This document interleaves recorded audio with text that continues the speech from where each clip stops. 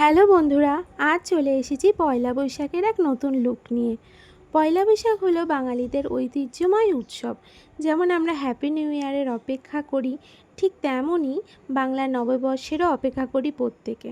ছেলেবেলায় আমরা নতুন জামা পরে মায়ের হাত ধরে দোকানে দোকানে যেতাম। ফুচকা খাওয়া, কুলফি খাওয়া, এসবের কতই না আনন্দ। খেয়ে দিয়ে বাড়ি আসার সময় মিষ্টির প্যাকেট নিয়ে বাড়ি ফিরতাম।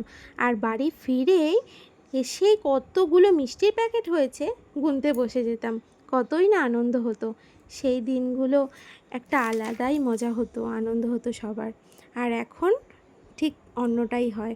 আর এখন আমাদের দোকানেই পুজো হয়। সকাল থেকেই পুজোর গোছানো সেই সব করতে করতেই বেলা হয়ে যায়। আর তারপর সন্ধ্যাবেলায় আমাদের দোকানেই হালখাতা হয়। সবাই আসে, অনেক আনন্দ হয় সেই সব নিয়ে। এই নিয়েই কেটে যায় আমাদের সারাটা দিন। তারপরে অন্য দোকানেও যাই। এইসব করতে করতে বাড়ির লোকের সাথে সবার সাথেই মজা হয়। আর তার সাথে সাজগোজ করা তো আছেই। আর আমার এই সাজটা তোমাদের কেমন লাগলো জানিও। পয়লা বৈশাখের এই নতুন লুকটা ক্রিয়েট করলাম। এই একটা আটপৌরে করে শাড়ি পরেছি, আর একটা হালকা অর্গানজা কালারের শাড়ি পরেছি, মিষ্টি একটা কালার। আর তার সাথে একটা গোল্ডেন ব্লাউজের কম্বিনেশনও রেখেছি। তো আমার তো খুব পছন্দের এই একটা শাড়ি। তো এটার সাথে একদম হালকা লুক রেখেছি, বাঙালিয়ানার ছোঁয়া রেখেছি। তো তার সাথে আর একদম হালকা সফট একদম মেকআপ রেখেছি, বেশি কিছুই দেইনি।